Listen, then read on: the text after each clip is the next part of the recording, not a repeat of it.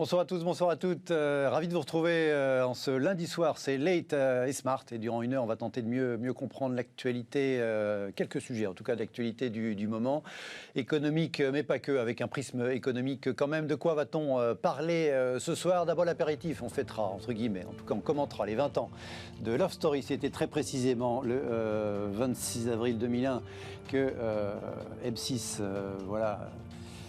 appliquait une recette qui avait été testée un petit peu partout ailleurs, qui était jusque-là tout à fait tabou. Ça a fait un carton 20 ans après. Voilà, qu'en reste-t-il dans la télévision d'aujourd'hui? Ce sera la petite question apéritif. Ensuite, un petit peu plus sérieusement, on parlera vaccination avec un chiffre qui a été franchi ces dernières heures. Ce week-end, semble-t-il, 1 milliard de vaccins, distribués, pour l'essentiel injectés chez les uns et chez les autres. Un chiffre évidemment symbolique, un chiffre formidable, sachant que l'épidémie, elle a à peine un petit peu plus d'un an dans sa matérialisation. Alors effectivement, quelle recette à l'exploit? Je parle d'exploit parce que c'était le quotidien Les Échos qui ce matin titrait l'exploit. Voilà, qu'est-ce qui fait que ce qui d'habitude prenait des années, non seulement est allé beaucoup plus vite et avec une intensité absolument formidable à l'échelle de la planète, même si évidemment la campagne de vaccination, que ce soit en France ou ailleurs, elle n'en est qu'à ses débuts. Et puis, de façon un peu plus inhabituelle, dans la deuxième partie de l'émission, on ouvrira une petite page cinéma.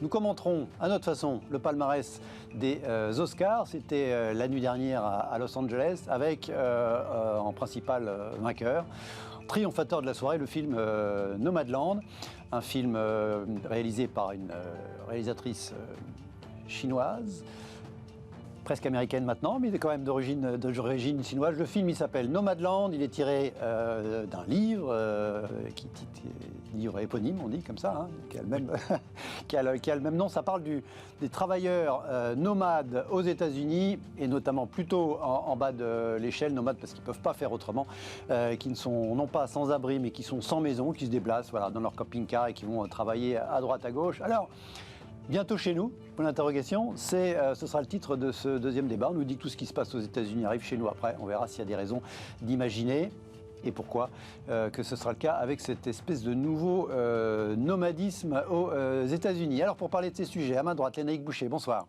Bonsoir. Vous êtes entrepreneur, vous êtes fondateur de Cocoon, c'est dans l'immobilier.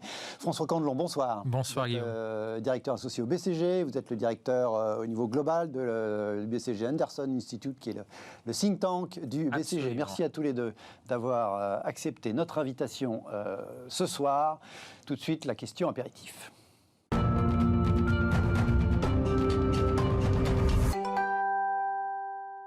Ça rappellera peut-être des souvenirs à un certain nombre d'entre vous. Le 26 avril 2001, regardez, c'était ce matin, une dépêche AFP, M6 lançait Love Story, aussitôt accusé de tous les maux. 20 ans plus tard, la télé-réalité est devenue un pilier du PAF. Le PAF, c'est le paysage audiovisuel français, bien sûr.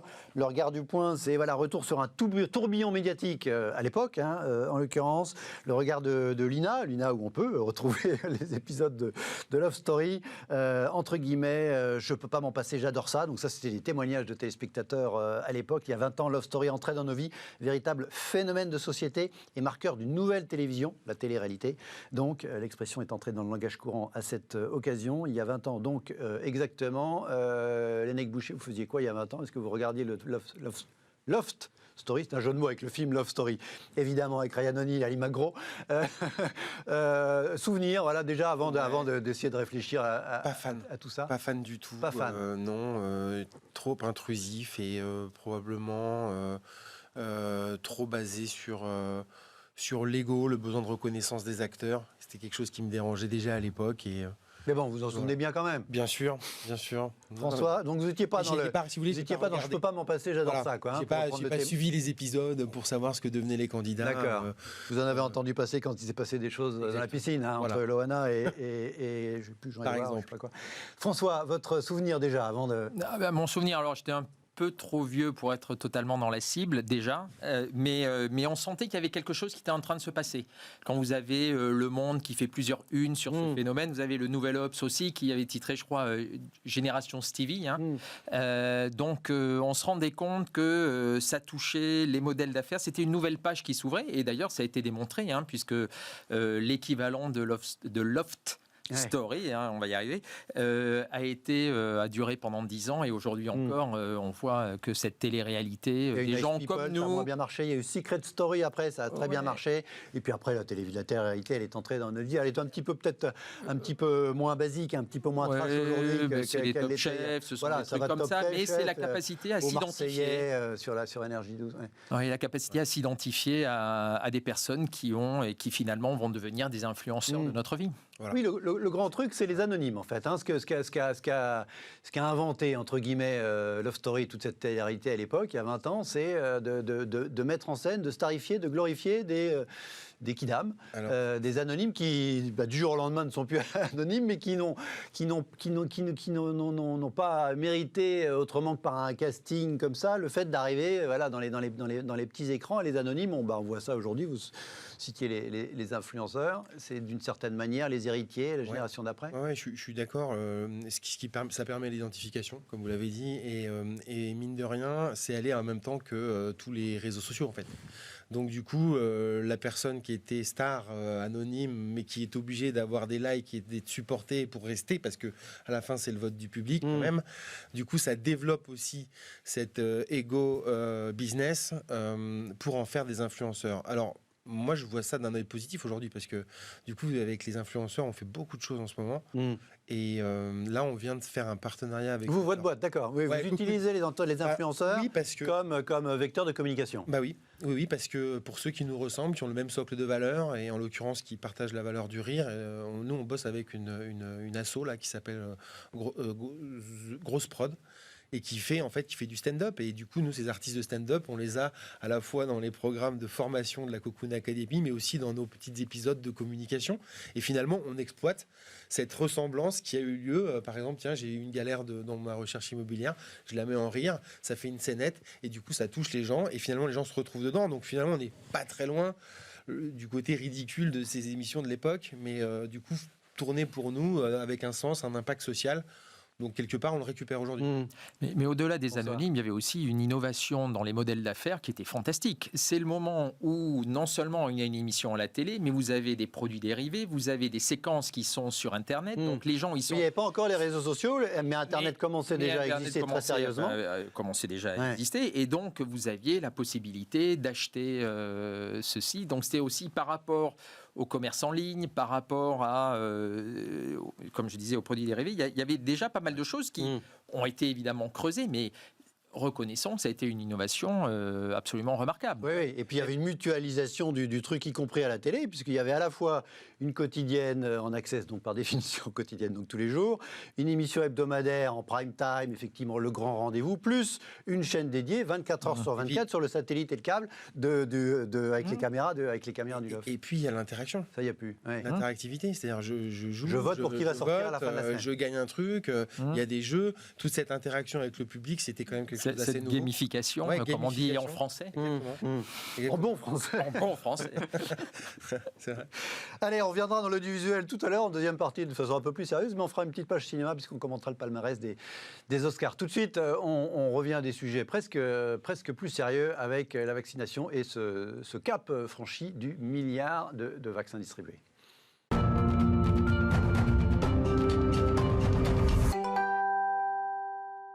1 milliard de vaccins, quelle recette? Le nombre de doses, figurez-vous, le nombre de doses distribuées de vaccins dans le monde est passé... il y a une forte accélération, est passée en un mois de 500 millions à 1 milliard, d'après le tracker Covid-19 de l'agence de presse américaine Bloomberg. On a franchi ces derniers jours ce cap de 1 milliard. C'était du coup la une du quotidien Les Échos. Regardez ce matin, ils ont appelé ça l'exploit. Et le directeur du quotidien, en poussant la une de son journal, commentait ce matin, Nicolas Barré, ce milliard de doses de vaccins anti-Covid administrés en 4 mois est un exploit scientifique, technologique, humain, époustouflant. Alors, il y a beaucoup de choses à dire par rapport à effectivement ce chiffre, à la nature, qualifier la nature de l'exploit.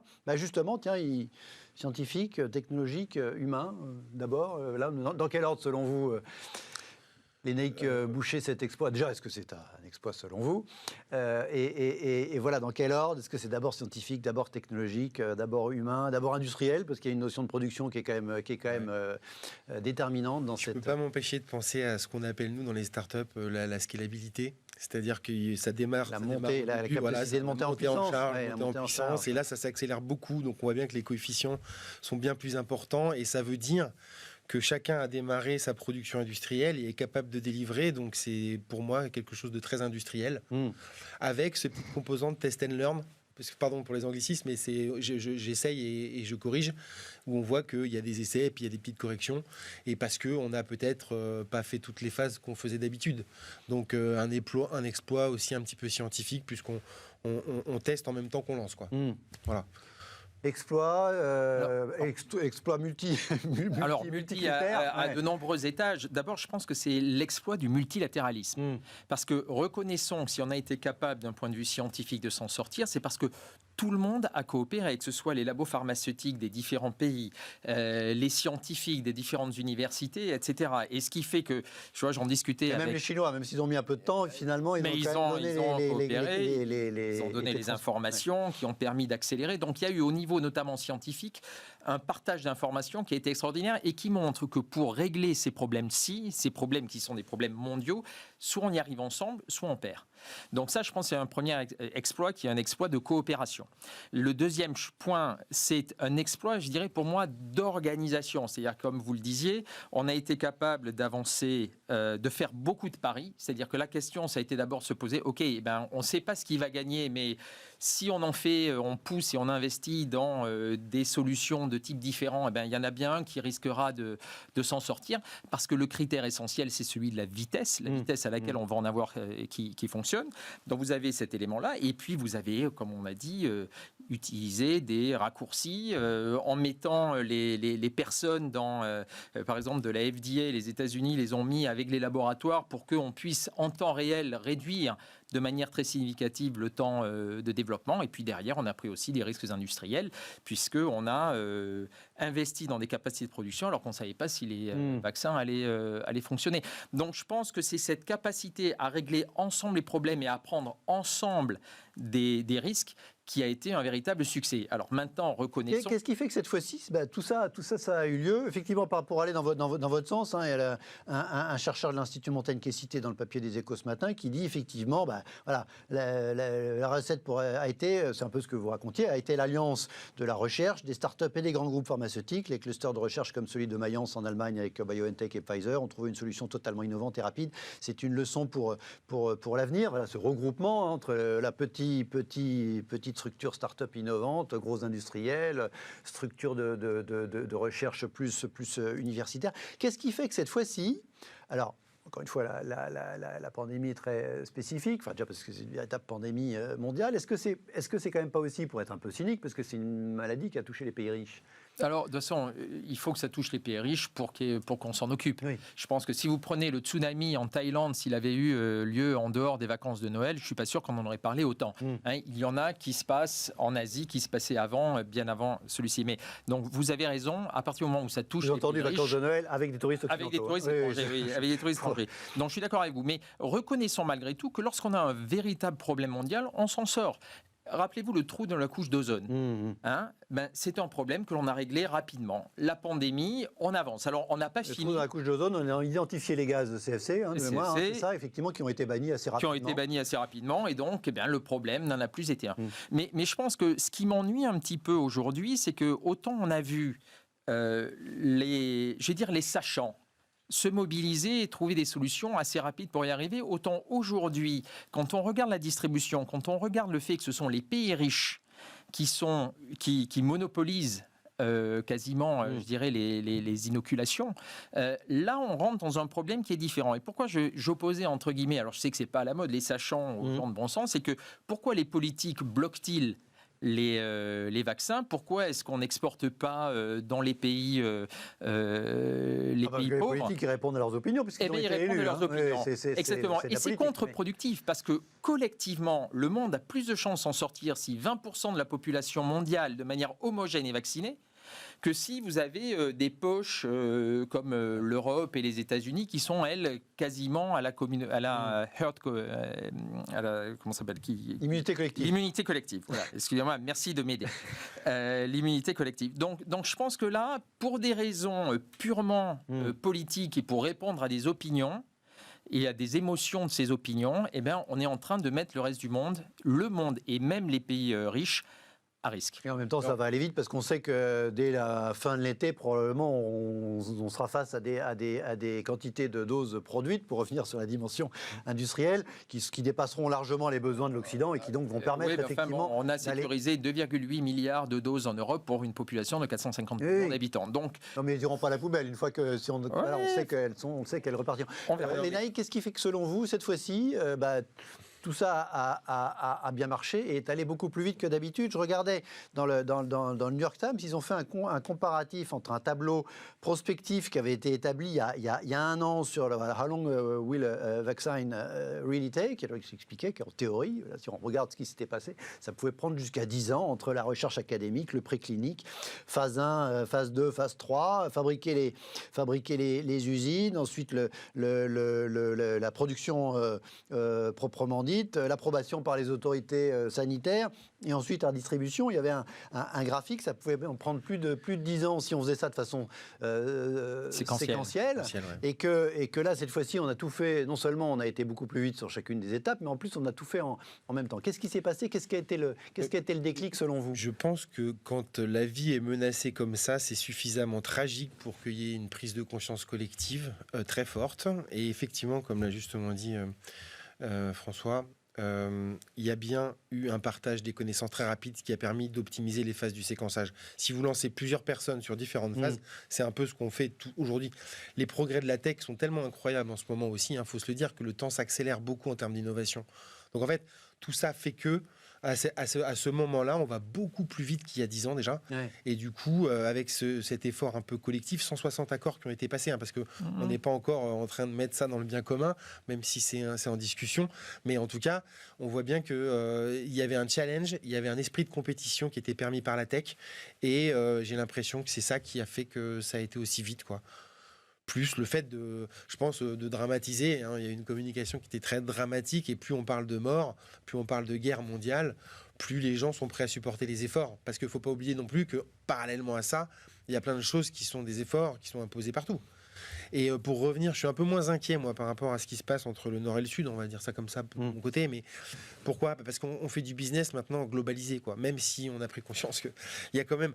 Si le Brésil ne réouvre pas ses frontières, c'est cata. C'est cata. Donc, de toute façon, on pourra pas... Il y a une motivation à le faire, ce que vous voulez, y compris cynique, mercantile, capitaliste, ce que vous voulez. C'est ce que, de toute façon... Non, mais c'est Adam Smith, vous le citez tout à l'heure. C'est Adam Smith, le père de l'échange... De la main invisible. Voilà. On a besoin d'être dans une harmonie, et c'est vrai que tous les penseurs, que ce soit au niveau de l'Europe ou au niveau des accords mondiaux, ils créent du business pour empêcher la guerre, quoi, à la base. C'est pas forcément leur motivation première, mais en tout cas, c'est une conséquence. J'espère partager votre optimisme. Ouais. Je suis un petit peu moins quand je regarde par exemple l'Inde qui bloque la distribution des doses vers l'Afrique, alors qu'ils s'étaient mis d'accord avec COVAX, qui était une très belle initiative. Parce que c'est quand même aussi une démocratie, là, dès que M. Modi il répond aussi dans son opinion publique. Et comme effectivement la pandémie est en train de repartir de plus belle en Inde, alors que ça s'était calmé au cœur de l'hiver, du coup il ne peut plus justifier le fait d'exporter. Faites attention, parce que là vous êtes en train de dire qu'à partir du moment où c'est une démocratie, on ne peut pas prendre l'ensemble de la problématique non, une démocratie dans laquelle on est élu, il y a un sujet vis-à-vis de l'opinion. Il y a des côtés positifs, il y a des côtés potentiellement peut-être négatifs, en tout cas sur ce type de domaine. Par rapport à la rupture technologique qu'évoquait, les choses s'accélèrent, qu'évoquait Lénaïque, on comprend bien, sans être spécialiste, qu'il y a eu une rupture technologique majeure avec l'ARN messager, etc. Mais ensuite, il y a aussi des vaccins plus traditionnels qui eux-mêmes ont quand même été développppés beaucoup plus vite que d'habitude. Manifestement, on a osé des trucs qu'on n'avait pas osé avant. Pourquoi ? Si vous voulez... par rapport à la prise de risque, au principe de précaution, qu'est-ce qui fait qu'on a osé qu'on a pris, pour reprendre un terme cher à la France et aux Français, de la précaution, on a pris moins de précautions quand même, Alors, manifestement. je sais pas. Même les validations étaient plus rapides, les phases de test Les validations ont été rapides. plus rapides, mais vous savez, quand vous regardez un critique, processus... c'est pour essayer. Non, mais je pense que votre question est une question importante parce que ce n'est pas parce que c'est allé plus vite qu'il y a eu des raccourcis. En fait, ce que l'on voit, c'est que dans tout processus, vous avez un temps effectif qui est en général extrêmement court par rapport à la réalité dont on a besoin. Et donc, ce que l'on a fait, c'est que là, on a réduit toutes les phases qui n'étaient pas utiles pour se concentrer sur le temps effectif. On avait publié au début des années 90 un livre qui s'appelait « Vaincre le temps », qui était un peu l'ancêtre des re-engineering. Eh bien, c'est ça. Qu'est-ce qu'on a fait là? Pour passer de 10 ans à 1 an, on a fait un re-engineering de l'ensemble du processus. Eh bien, il s'avère que demain, sur ces problématiques-là, on n'a pas besoin de 10 ans. Alors, il peut y avoir besoin peut-être d'un peu plus de temps parce que l'ARN messager était une technologie qui existait déjà, donc le temps de développement a été court. Qui était en développement depuis 10 ans, en fait. Voilà, qui était en développement depuis 10 ans. Il y a un facteur chance qu'il faut prendre en compte. Et donc, c'est pour ça qu'il faut continuer à faire de la recherche fondamentale. Mais revenons à cette notion de processus, de temps utile, pour effectivement, de quoi a-t-on vraiment besoin pour arriver à un objectif? Vous diriez que c'est la première fois, juste une seconde, c'est la première fois de façon aussi manifeste qu'on applique ces techniques ou ces principes de re-engineering à l'univers de la pharmacie, par exemple, qui est beaucoup plus touchy parce que c'est la santé humaine. Je pense que c'est le temps. Alors, c'est pas la première fois. Il y a eu des choses qui ont été faites dans d'autres pays et reconnaissons que ça s'est fait plutôt aux États-Unis ou dans des pays où il y a une culture de l'efficacité qui est autre que celle que l'on peut trouver dans certains pays plus proches. Oui, et pourtant le 1 an, par rapport à la découverte elle-même, de ce que j'ai compris, le vaccin, les mecs qui étaient sur les ARN messagers, ils l'ont trouvé en 3 semaines. Enfin, je dirais, il y a eu un temps globalement, de ils étaient assez sûrs. Une semaine. Ils étaient assez sûrs d'eux très très vite. Après, il a quand même fallu des étapes de tests cliniques qui sont... Pardon, je vous ai interrompu tout à l'heure. Non, c'est pas grave. Je pensais au lean management qui existe depuis bien longtemps. Le lean management, c'est quoi? C'est zéro déchet. J'élimine tous les trucs qui... C'est zéro stock aussi, ce qui pose d'autres questions en termes de commerce international. Mais... En termes de process, par contre, je pense que c'était très inspirant pour l'industrie pharmaceutique. Et il y a un deuxième facteur, je pense, c'est les milliards.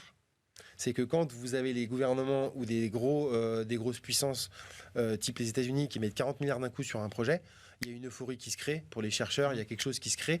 Et ça, c'est peut-être aussi une réponse quand on sait qu'on peut développer en sécurité, quand on sait qu'on peut prendre des risques parce qu'on est soutenu, parce qu'il y a de l'argent. Mine de rien, ça développe un positivisme qui fait que ça va plus vite. Et puis, quand on choisit le bon indicateur, et là, l'indicateur important, c'était la vitesse. Oui. C'était pas de négocier le centime qui allait permettre d'avoir un vaccin. Sur cette question des milliards qu'évoque l'ANEIC, elle est quand même clé. C'est-à-dire qu'effectivement, notamment les États-Unis et aussi la Grande-Bretagne et un petit peu Israël, en termes de volume d'argent, ont accepté de miser sur des trucs, on n'a aucune idée si ça allait marcher. Il y a 4 techniques principales, ils ont mis des milliards sur l'ensemble, effectivement.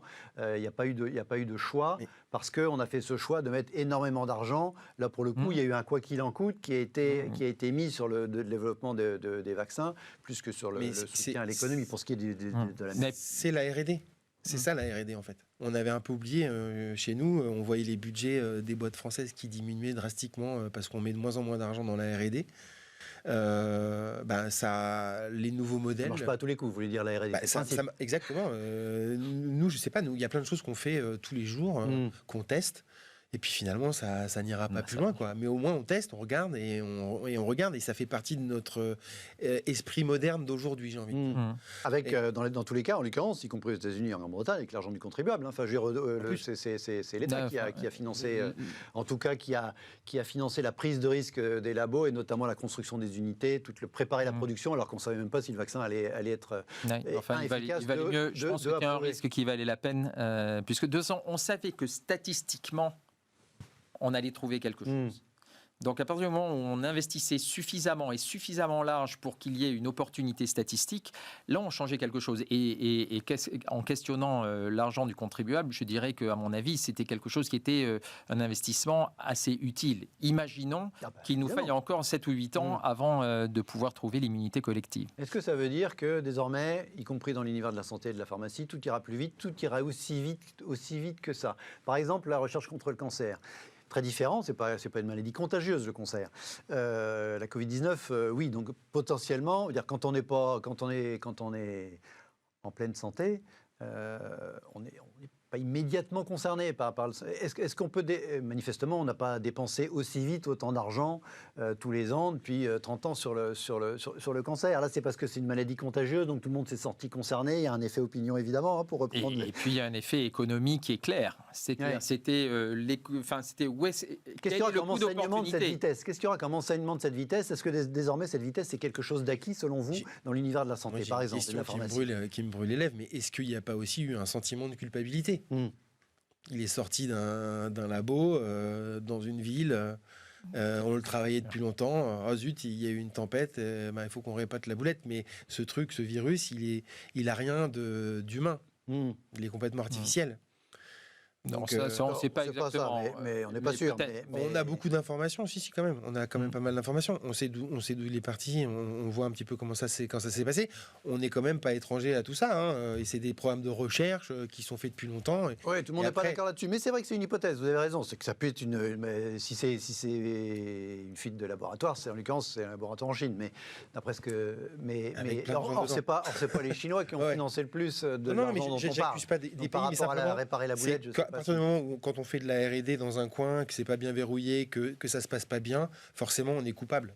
Du coup aussi, d'un seul coup, c'est pas le même engouement pour réparer. Le fameux laboratoire de Wuhan, il a été installé par les Français, d'ailleurs, par Pasteur. François, est-ce que tout ira beaucoup plus vite maintenant? Est-ce que les phases 1, 2, 3 vont aller plus vite maintenant, quelles que soient les maladies demain? Je pense que la bureaucratie est capable de reprendre quand même son cours normal. Oui, parce que là, on a été dans une situation, précisément, c'est intéressant, exceptionnelle. C'est-à-dire qu'on a quand même... Il y a eu des coupe-fils partout. Je pense qu'on sera entre les deux. Donc, il y a quand même un certain nombre de nouvelles pratiques qui vont évoluer. J'en suis sûr, donc on pourra réduire. Alors maintenant, en revanche, quant à l'ensemble des montants qui seront mis en œuvre pour pouvoir trouver des solutions, ça dépendra un petit peu du business case. Et là, le business case de la Covid-19, il était assez évident, puisque c'était soit une économie totalement à l'arrêt, soit le fait d'essayer de s'en sortir en trouvant un vaccin. Question très compliquée, auquel je pense, mais vous n'avez peut-être pas de réponse ou d'idée. Est-ce qu'il y a d'autres domaines où on pourrait imaginer une espèce d'accélération dingue de la recherche, le climat, de la R&D en général? Le climat. Aujourd'hui, on sait très bien. Parce que le climat, on ne trouve pas en 3 semaines, on ne trouve pas en 3 semaines, mais on sait que l'on a besoin de nouvelles technologies. On a une idée assez claire des types de solutions qu'il faut faire. On a une idée des types d'actions qu'il faut prendre aussi, le planning familial, des choses comme ça. Et on ne s'en sortira pas sans nouvelles technologies. On sait où il faut aller chercher. On ne sait pas ce qui va marcher, mais on sait où il faut aller chercher. Donc là, je pense qu'on a à nouveau une prise de conscience, et le sommet de la semaine dernière avec de nouveaux engagements peut être quand même une opportunité pour enclencher quelque chose véritablement de massif et donc potentiellement nous en sortir. Donc là, moi, je le vois avec plutôt un aspect assez positif par rapport à notre capacité à nous mobiliser. Vous entendu, on a vu avec la crise sanitaire que quand on se mobilise avec beaucoup d'argent, avec tout le monde essayant d'aller dans le même sens, etc., on arrive à quelque chose. Ce que vous nous dites, c'est que on devrait pouvoir être capable d'en tirer quelques enseignements dans la lutte contre le réchauffement climatique. Absolument, et quand je vois le fait que malgré les tensions qui existent entre les États-Unis et la Chine, entre les États-Unis et la Russie, ils arrivent à se mettre autour d'une table, gardons espoir. Votre sentiment là-dessus, Yannick? La question, c'était est-ce qu'il y a d'autres domaines où effectivement on pourrait imaginer une accélération? Je ne peux pas m'empêcher, et je regrette tellement cette remarque, mais je ne peux pas m'empêcher de penser... Avant même de l'avoir dit. Exactement. Compte de résultats. C'est-à-dire qu'à partir du moment où il y a des revenus associés, il y a de l'espoir. Donc, soit on construit correctement les revenus, et ce qui était le cas là aujourd'hui avec les milliards de doses, on sait qu'au bout d'un certain moment, ça vient couvrir un certain montant de la recherche, des dépenses, et on a un PNL qui est positif, donc on a un résultat qui est positif. Vous dites qu'il y a un modèle économique du point de vue des laboratoires, y compris d'engranger en amont des sommes très importantes en recherche. C'est pour ça que je parlais du cancer. Il n'y a pas de doute que s'il y avait des pas de géants accomplis dans le traitement du cancer, il y aura des marchés formidables, puisque pour le coup, c'est une maladie en plus qui concerne les pays riches aussi. Paraît-il que l'ARN messager, du coup, c'est assez intéressant justement pour mais la certains plupart cancers. des recherches étaient précisément, je crois, engagées dans la recherche contre le cancer, pas du tout contre et le là, coronavirus. ce qui peut se passer, et là je suis rejoint assez volontiers François sur le côté positif, c'est que une découverte en appelle souvent une autre. On est dans un cycle aussi d'un seul coup où là, d'un seul coup, celui qui a vu l'ARN messager et puis il a envie de le transformer pour le cancer du sein, et peut-être qu'il va avoir dans cette spirale d'euphorie, de créativité qui a marché, il a envie d'essayer. On lui donne que 100 000 euros, mais ça lui suffit. Voilà, parce qu'il est bien avancé déjà sur ses travaux. Peut-être qu'il y a plein de découvertes qui vont avancer là grâce à ce qui s'est passé en ce moment. Est-ce que les investisseurs, après avoir vu l'évolution des cours de bourse de Pfizer, de BioNTech encore plus, puisque c'était plus petit, de Moderna, etc., du coup, sont aujourd'hui motivés pour financer toutes sortes de Moderna recherches. Bien compris, parce qu'ils ont déjà annoncé l'arrivée de nouveaux procédés. Donc je pense qu'ils sont Moderna, c'est leur premier produit. C'est une boîte qui existe depuis 10 ans, je crois, un peu plus. Ils n'ont jamais eu de chiffre d'affaires. Ils ont dépensé des milliards de dollars. Oui. Ça tombe bien. C'est une belle success story. Donc c'est un cas d'école positif. Business case, quoi. Ça va être business case, à condition qu'on ne soit pas bloqué, je pense là en particulier à l'Europe, par le principe de précaution. Je pense que c'est quand même... C'est pour ça que je parlais tout à l'heure de précaution. Par rapport à l'innovation, c'est un vrai souci auquel il faut que nous fassions notamment attention. sur les recherches dès que ça touche à la génétique. Mais la génétique, et vous avez toutes les questions sur les OGM. Il y a aujourd'hui toute une activité qui va être en plein boom dans les années qui viennent, qui est la biologie synthétique, et qui va être critique pour nous en sortir et pour être capable de nourrir la planète en ayant un impact environnemental très limité. Aujourd'hui, ce sont des choses sur lesquelles on ne peut plus travailler, on ne peut plus faire de recherche sur les OGM en Europe. C'est une catastrophe. Oui. Encore moins en France d'ailleurs. On va marquer une courte pause. Restez avec nous, tous les deux, vous aussi également, s'il vous plaît. On se retrouve dans un instant. On va parler cinéma. Vous allez voir pourquoi. On va commenter le palmarès des Oscars. C'était hier soir à Los Angeles.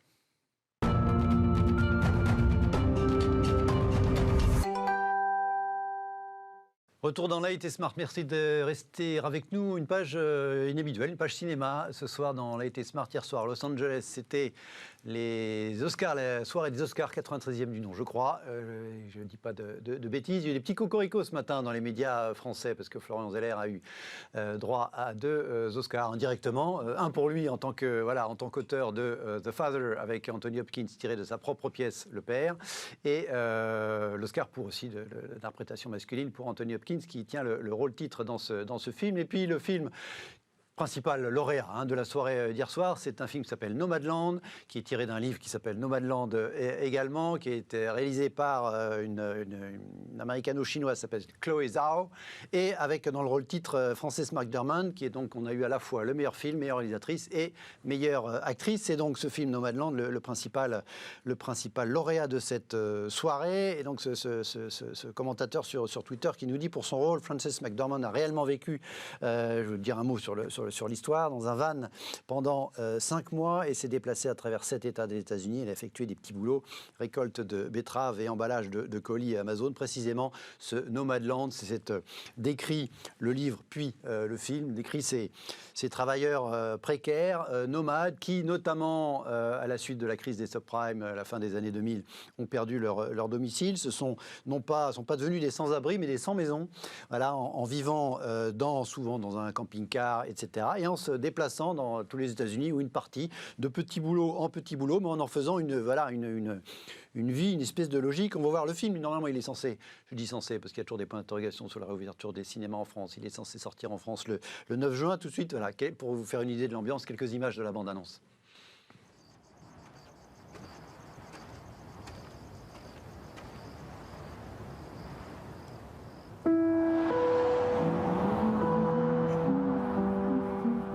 You are one of those lucky people that can travel anywhere. Yes, ma'am, I know. And they sometimes call you nomads. My mom says that you're homeless. Is that true? No, I'm not homeless. I'm just houseless. Not the same thing, right? No. Voilà, très très rapide, mais effectivement, vous comprenez l'idée, l'ambiance de ces travailleurs, travailleuses, en l'occurrence plutôt âgés, mais pas exclusivement. Je n'ai pas vu le film encore une fois, mais j'ai lu le livre, qui se trouvent une vie de nomade, qui fonctionne à peu près. Hein, c'est pas le pire de la misère aux États-Unis. On est très très loin d'être dans la prospérité, évidemment. Je trouvais intéressant de poser la question sur ce nomadisme. Alors, chez nous, on parle beaucoup de mobilité, hein, on parle moins de nomadisme, enfin en tout cas pas dans cette acception-là du terme. Il y a eu un commentaire d'un économiste, Ludovic Subran, chef économiste d'Allianz, qui nous dit c'est un film incroyable, manifestement il l'a vu, tant mieux pour lui, qui nous dit ça nous rappelle le besoin d'une prospérité partagée, et on ne peut pas vivre dans un monde avec autant de contrastes, sous-entendu autant d'inégalités. Les gouvernants doivent faire ce qu'il faut pour non seulement répondre à la pandémie, mais aussi réparer le tissu social. François, est-ce que c'est imaginable, mettre les pieds dans le plat, que cette espèce d'économie nomade où des travailleurs indépendants vivent de petits boulots, c'est à la fois de l'agriculture quand il faut récolter en fonction des saisons, mais un coup ça peut aussi être garder un camping, un coup ça va être évidemment de travailler dans des entrepôts type Amazon, je dis type Amazon parce qu'il n'y a pas qu'Amazon. Est-ce que ça c'est quelque chose, je dis souvent que tout ce qui se passe là-bas vient chez nous un jour, est-ce que ça c'est imaginable chez nous, est-ce que le système social est trop différent? Non, alors déjà je pense que je pense que vous posez deux questions qui sont de nature différente. La précarité a augmenté de manière très significative, et non seulement aux États-Unis, mais aussi en France. Donc je pense qu'il y a aujourd'hui, par rapport à tous ces petits boulots, une question qui est assez fondamentale de tissu social et de comment est-ce qu'on le répare. Et qui est, selon moi, un petit peu différent du nomadisme, parce que le nomadisme au sein de l'entreprise est beaucoup plus fait de personnes qui ont la possibilité, on parle des nomades digitaux ou des slowmades digitaux, parce qu'ils vont d'un endroit à un autre de manière un peu moins rapide.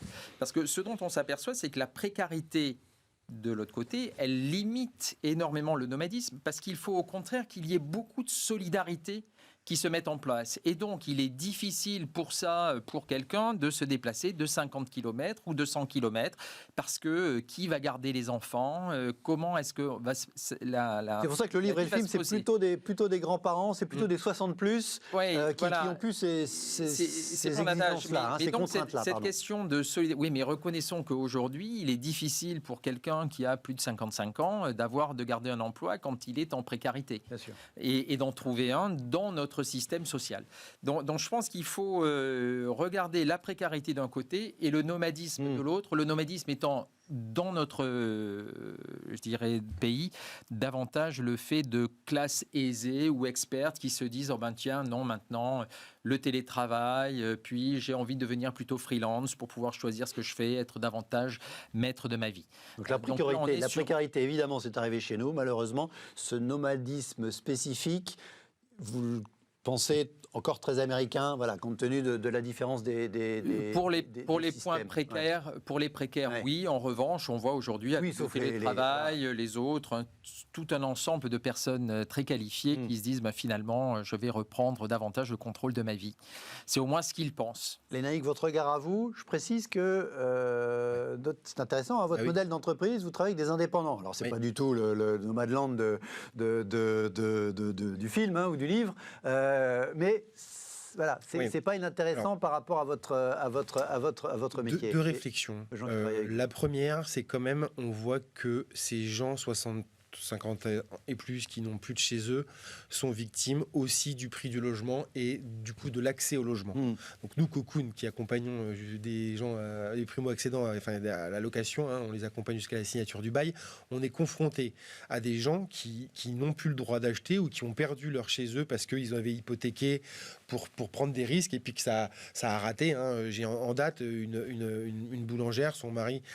quelqu'un qui était dans une banque et son mari était boulanger, il avait emprunté, il avait hypothéqué sa maison, il a raté le lancement de sa boulangerie, ils ont dû revendre la maison Et maintenant, ils cherchent des locations. Limite, ils ont des problèmes de couple. Rappelons aussi que dans ce film, les gens ne sont pas forcément en famille. Donc, on a plusieurs choses qui sont effectivement mélangées dans ce film. Donc, l'accès au logement. Et c'est vrai que nous, ce qu'on observe, c'est que les gens vont aller habiter un peu plus loin.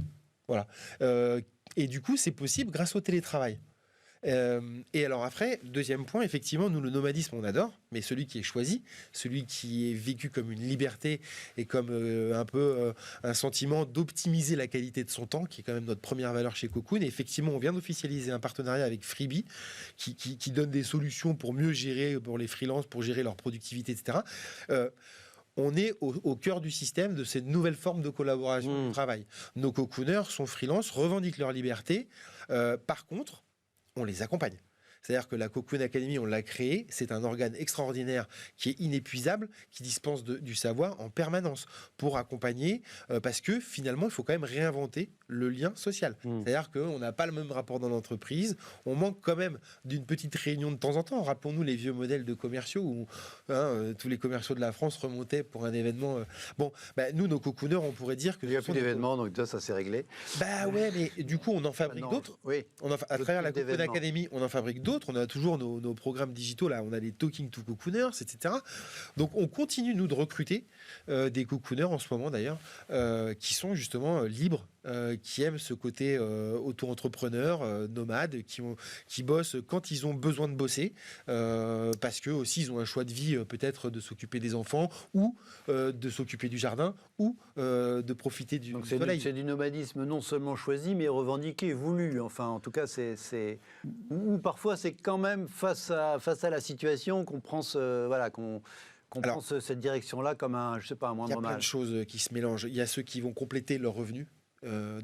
Qui est un peu subi et en même temps ils y trouvent un système humain intéressant et puis il y a ceux qui veulent faire que ça parce que c'est que de l'humain, c'est facile à faire parce qu'on les aide correctement, on a déchargé de l'administratif, etc. Et du coup, eux, et ça leur plaît parce qu'à 18h, ils ont fini, ils pourront s'occuper des enfants, parce qu'ils peuvent concilier d'autres choses. Je crois que ce qu'a dit aussi la pandémie, c'est que le rapport au temps et à l'espace a changé. Et du coup, forcément, il y a plein de questionnements qui appellent à des nouvelles façons de vivre. Mais on a fait une étude sur les freelances récemment qui montre en effet que c'est un choix, qu'ils revendiquent cette liberté, que ce sont, et qui sont aussi très à même, ils utilisent les méthodes agiles, ils sont favorables au télétravail, ils se forment eux-mêmes quand avec Cocoon. Non, c'est super. Mais c'est vrai et ça marche pour des gens qui ont déjà des qualifications qui sont assez fortes et qui ont une capacité à structurer et à se discipliner qui est assez forte aussi. Parce que leurs clients de l'autre côté disent « Ah ben oui, nous on les prend parce qu'on les appelle quand on en a besoin. » Et puis, ils ont une expertise qui vient enrichir notre propre... nos équipes, etc. Mais reconnaissons malgré tout qu'on est assez loin de Nomadland. On est dans un nomadisme ou un freelance qui est beaucoup plus favorable dans des classes Évidemment. Beaucoup plus aisées. Justement, pour essayer de revenir au nomadisme type Nomadland, le livre et le film, il y a des différences. Alors on a toujours dit, par exemple, que les Américains étaient beaucoup plus mobiles que les Français. C'est-à-dire que c'était un grand classique, mais depuis des décennies, effectivement, qu'un Américain, il n'allait pas hésiter à traverser le pays pour trouver un job, alors que chez nous, il fallait faire 15 km, c'était bon. Donc là, déjà, c'est une différence culturelle assez majeure. En revanche, aujourd'hui, on a, alors je ne sais pas s'il y en a sûrement pas autant qu'aux États-Unis, des entrepôts Amazon ou des entrepôts de type Amazon, mais il y en a quand même de plus en plus, avec une gestion des effectifs qui est très variable en fonction des saisons. Évidemment que l'activité dans les entrepôts, elle est beaucoup plus importante au moment des fêtes, au moment d'achat, de consommation plus fort. Est-ce que... En théorie, est-ce que c'est imaginable d'imaginer d'avoir demain des précaires qui vont d'un entrepôt Amazon chez nous, comme dans le livre, comme dans le film. Prenez Uber, prenez Deliveroo. Donc il y a quand même ce lumpenprolétariat qui est en train d'émerger. Et je pense que ça pose des questions qui est renforcée, alors pas dans ce cas spécifique, mais par le télétravail ou par le digital, qui met, je dirais, alors je ne vais pas faire de la philosophie de comptoir, mais un petit peu de distance par rapport au bien commun et par rapport, est-ce que je fais vraiment partie de ce groupe ?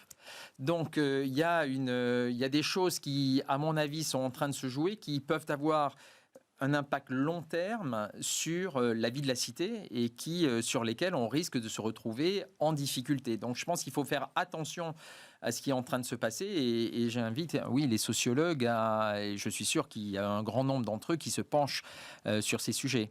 Est-ce que vous êtes vous parliez d'immobilier, c'est votre métier, Lénaïque. Est-ce qu'on peut imaginer, ou est-ce que, enfin, il y en a sûrement déjà, mais est-ce que c'est marginal ou est-ce que ça peut devenir significatif ?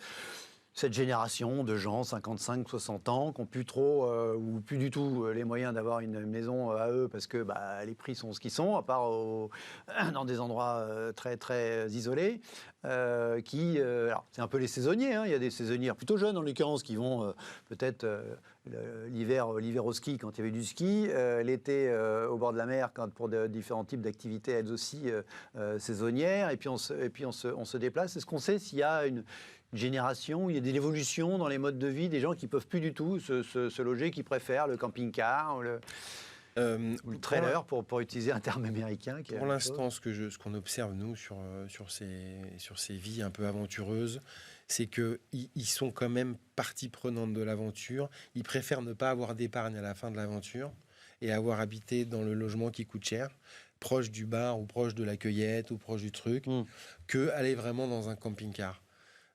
Cet effort-là, il n'est pas prêt. Deuxième chose, dans les entreprises qui nous font confiance, on en voit certains, des gens accidentés, qui ont des accidents de la vie, mais il y a quand même beaucoup de conscience qui est en train d'arriver avec la marque employeur, avec les DRH qui font un boulot formidable, où là, du coup, on accompagne quand même, il y a une solidarité, on accompagne, on ne va pas le laisser crever en fait, on ne va pas le laisser dans son coin, il y a ce truc qui arrive. Et du coup, au début, mais au bout de quelques années... s'il n'est plus dans la boîte, je m'inquiéterais pour lui. Oui, oui. parce que c'est la boîte qui prend le rôle en fait, de tampon social en fait, en ce moment. Voilà ce qui se passe. La marque employeur, aujourd'hui, elle dit quoi ? Elle dit, mais moi, dans tes grands moments de vie, je t'accompagne en fait. En tout cas, nous, Cocoon, c'est ce qu'on propose à travers une logique de logement. Non, mais quand on a encore un DRH avec qui téléphoner ou faire envoyer un mail ou discuter, j'ai envie de dire, on n'est pas encore dans les problèmes, c'est qu'on est déjà proche encore dans la boîte ou proche depuis peu de temps. Pour résumer, je ne veux pas vous embêter toute la fin d'émission avec ça, mais voilà, ce sujet m'amuse. Est-ce que nos modèles sociaux, et notamment chez nous, Ouais, justement, quand même pour vous rassurer. Ouais. On a quand même créé, il y a beaucoup de choses qui sont faites, notamment avec nos partenaires d'Action Logement, qui sont donc du coup émanés de cette confédération du bâtiment, le 1% logement, etc. C'est le sujet justement. Et ben voilà, il y a des logements sociaux. On en a fait un peu le tour, on sait un petit peu de ça. Mais là, maintenant, il y a des nouveaux logements conventionnés qui sont ce qu'on appelle les logements intermédiaires et qui permettent de répondre à plein d'accidents de la vie. Par exemple, la séparation, famille monoparentale, j'ai 4 enfants, je ne peux plus me payer un truc. Bon, tout ça, il y a de plus en plus de choses qui sont construites et il y a de plus en plus de prise de conscience pour ces accidentés-là. Et quelque donc, ce que vous dites, c'est que globalement, quand même, malgré tout, notre modèle social, vous évoquez Action Logement, vous évoquez le 1% logement, il exclut à date une espèce de nomadisation paupérisée, a fortiori quand on se rapproche des années... et puis, je vous l'ai dit en mille, vous êtes collaborateur dans une entreprise, vous découvrez que votre collègue, il habite dans un camion, vous ne le laissez pas. Oui. Ouais. Il y a ça en France encore. Donc... vous excluez aussi ça ? Non, je suis assez d'accord sur le fait qu'il y a une solidarité qui est quand même encore assez forte, mais il faut la garder et donc faire attention à l'individualisation vers laquelle nous allons. Je partage. Il faut vraiment. Cela dit, le livre, et je pense le film aussi, montre aussi qu'il y a une espèce de solidarité entre ces nomades qui se regroupent, qui se retrouvent tous les ans parce que c'est la saison, je sais pas quoi, des betteraves dans tel endroit, tous les ans parce que cet entrepôt Amazon-là, on sait qu'il va avoir son effectif, qui va faire froid-toit à partir de novembre pour les fêtes de Noël, etc. Encore une fois, j'ai pas vu le film, j'ai lu le livre, mais c'est intéressant. C'est exactement aussi ce qu'on voit quand on est dans effectivement les travails saisonniers. Ouais. Mais ça reste quand même difficile. Je ne sais pas si vous aviez lu le livre de Florence Aubenas il y a quelques... Les quais de Ouistreham, je pense, vous faites allusion. Oui, sur du grand précariat. C'était le précariat en France. Oui. Et donc, on voit bien les difficultés. Vous avez raison, je n'avais pas pensé, mais le parallèle avec le parallèle n'est pas loin. Et en même temps, elle reste dans sa région. Elle reste dans sa région, en Normandie, elle est en France. Ouais. Parce que la question de la mobilité est une question qui est beaucoup plus difficile chez nous. Allez, il nous reste 5 minutes. On va changer complètement de perspective, de sujet. C'est l'after. On va évoquer quelques grandes entreprises nationales, Renault, Total, avec des petites actualités comme ça.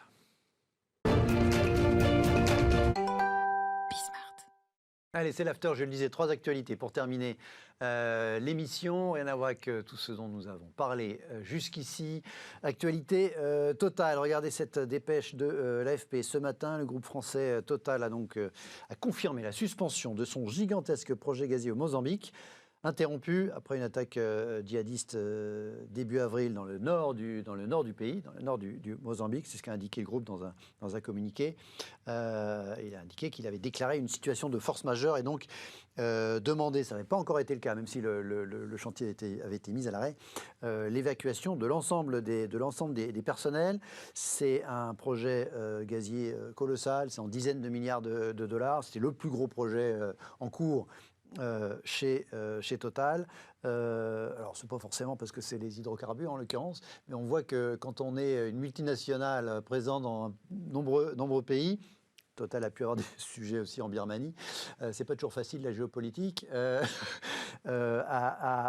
gérer. On voit que faire du business à l'étranger, ça reste parfois très dangereux, très risqué, avec des enjeux financiers importants, je vous le dis. Oui, des enjeux financiers importants. Et humains, en l'occurrence. Et ce qui est clair, ça me donne deux réflexions. Le premier, c'est que les risques pays vont devenir de plus en plus importants. Regardez aujourd'hui, même dans la manière dont on regarde la Chine, on le regarde de manière très différente de la manière dont on le regardait il y a 2 ou 3 ans. Donc, effectivement, pour les groupes, la question géopolitique devient une question qui est cœur dans la gestion des risques. Ça, c'est le premier point. Et le deuxième point, c'est que l'avenir de l'Europe se joue en Afrique.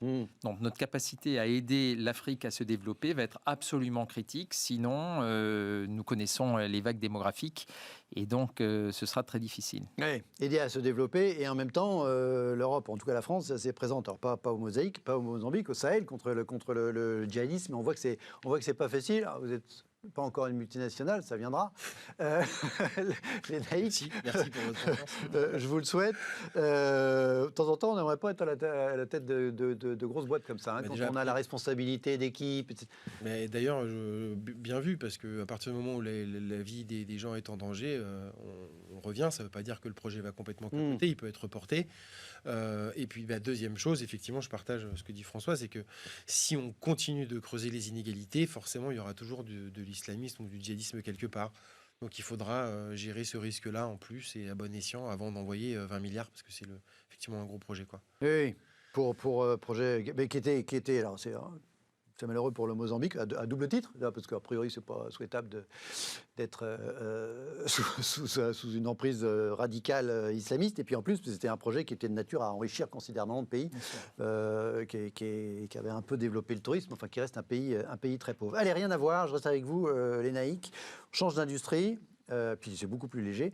On passe dans l'automobile. Le nouveau patron de Renault, en assemblée générale, Luca De Meo, il a expliqué qu'il allait brider toutes ses voitures. Les nouvelles Renault seront bridées à 180 km/h. Il y a même une Mégane qui va être bridée à 160. C'est en tout cas ce qu'a annoncé, nous dit le Parisien là, ce matin, le DG du groupe. Plus largement, a-t-il dit, nos véhicules seront équipés d'un régulateur automatique réglé par défaut qui s'ajustera à la vitesse autorisée. Alors, on met en avant une notion de sécurité, évidemment. Vous dites quoi? Joli coup de com', stratégie pertinente. Je dis les deux. Je dis code com et je dis effectivement un tiers des accidents qui sont dus à aussi de la vitesse. Pourquoi pas avoir un régulateur plus marqué? Ça a du sens, toujours pour protéger la vie. Donc, à partir du moment où on protège la vie, je suis plutôt pour. Même si j'aime bien la vitesse. C'est une étape avant d'arriver vers les véhicules autonomes qui protègent beaucoup plus la vie que les véhicules aujourd'hui. Pourquoi aujourd'hui ? Pourquoi décider ça aujourd'hui ? C'est parce qu'on n'est pas capable de le faire. Si, a priori, le régulateur de vitesse. Ce qui est intéressant, c'est pas et là je nouveau, rebondis, c'est que. Et les questions de sécurité, c'est pas nouveau non plus. Et le fait que la vitesse, c'est pas. Oui, mais là, il va falloir dire à à celui qui a acheté 5 voitures et qui achète la 6e, qui aime bien montrer sa voiture et qui est un peu macho dans la façon de conduire sa voiture, il va falloir lui dire, écoute, le véhicule autonome, c'est ça la classe, c'est le nouveau luxe, c'est le nouveau. Donc on va quand même changer le paradigme, on va changer quand même l'élément, le levier, quoi. Est-ce qu'on imagine le patron de BM, de Mercedes, d'Audi, a fortiori de Porsche faire de telles annonces ? Vous pensez que c'est le sens de... Vous savez, vous avez maintenant même Aston Martin qui va faire des véhicules électriques, donc je pense qu'il y a une Oui, mais on peut aller tendance. très vite avec une voiture électrique. On peut aller très vite, mais je pense Il y a qu'il y a même des une formules tendance électriques, même. vers laquelle on se rend compte que quand on est au volant d'une voiture, on n'est pas tout seul, on est au sein d'une communauté, et donc la sécurité des autres compte aussi. Il va être imité, le patron de Renault. Est-ce que si on se revoit dans quelques mois en termes d'annonce, hein, c'est pas pour tout de suite, mais est-ce que vous imaginez qu'une fois qu'un patron de gros constructeurs automobiles a cranté comme ça avec une telle annonce, les journalistes ils vont poser la question à tous ces concurrents. Est-ce que vous faites pareil, etc. Je suis complètement d'accord avec François. La réponse, elle va être beaucoup plus importante. C'est genre véhicule autonome numéro 1, 2, 3, et alors que nous, on n'est que à la limitation de la vitesse. Je pense que il ne faut pas chatouiller les gros Américains sur ces questions-là, je pense. Alors est-ce qu'à l'inverse, ça veut dire qu'on cache la misère, on n'est pas très bon sur l'autonomie complète. Là, pour le coup, c'est les Américains et peut-être les Chinois. Ouais. Alors du coup, on cache la misère en disant on va réguler la conduite à 180 km maximum. Je ne connais pas assez bien le secteur pour pouvoir m'exprimer avec autorité. Non, pour avoir. Vous pensez qu'on cache la misère ? C'est un peu ce que vous suggériez, hein, c'est vous qui m'avez... Moi, je pense qu'il y a trop de constructeurs encore aujourd'hui. Donc oui, je pense qu'il y a un moment donné, si on en est là, c'est qu'il y a un petit souci. Ouais. Allez, pour terminer, une dépêche là encore de l'AFP ce matin. Les dépenses militaires mondiales ont poursuivi leur ascension en 2020, en dépit de la pandémie Covid-19, atteignant près de 2000 milliards de dollars selon un rapport de l'Institut national de recherche sur la paix de Stockholm. C'est ce que vous nous disiez tout à l'heure, vous parliez de les questions géopolitiques, le risque de pays, on n'est plus dans le même monde qu'il y a 2-3 ans, ça se traduit, alors on aurait pu, ça se traduit, j'aurais préféré que ce soit l'éducation. En 2020, l'économie s'est arrêtée, à part les dépenses de santé, tout a baissé, sauf le militaire. Ouais, et je pense que malheureusement, nous entrons dans un monde qui est de plus en plus fragmenté et qui ressemble peut-être, j'espère me tromper, je veux pas, à celui peut-être de 1910, 1911, c'est-à-dire que une étincelle peut déboucher sur une catastrophe. C'est quand même dommage. On est un siècle plus tard. Votre sentiment sur la hausse des dépenses militaires, les naïcs ? S'il y a un poste pour l'antiterrorisme, je trouve ça bien. Si c'est que pour une course à l'armement, je trouve ça inquiétant. Voilà. Ou alors, si tu veux la paix, prépare la guerre. Il y a une réflexion du dirigeant hongrois qui, moi, m'interpelle beaucoup. C'est qu'il fait la course à l'armement comme une réponse à la pandémie actuelle. Donc, c'est qu'il y a une inquiétude qui grandit et qu'il y a des désirs un peu de faire la guerre pour réparer la crise. Un peu ce qu'on a connu en 14-18 et dans toutes les grandes guerres mondiales, en fait. Mais finalement, est-ce que c'est pas un modèle qui se reproduit et qu'on a déjà connu ou qu'on est déjà en train de connaître si on reprend la théorie de l'arme biologique. Les humains, c'est pas d'hier qui font régulièrement la guerre, malheureusement. Merci, ce sera le mot de la fin. Merci à tous les deux d'avoir été à mes côtés ce soir. Merci à vous de nous avoir regardés jusqu'à la fin. On se retrouve demain, même heure sur Bismarck. Très bonne soirée.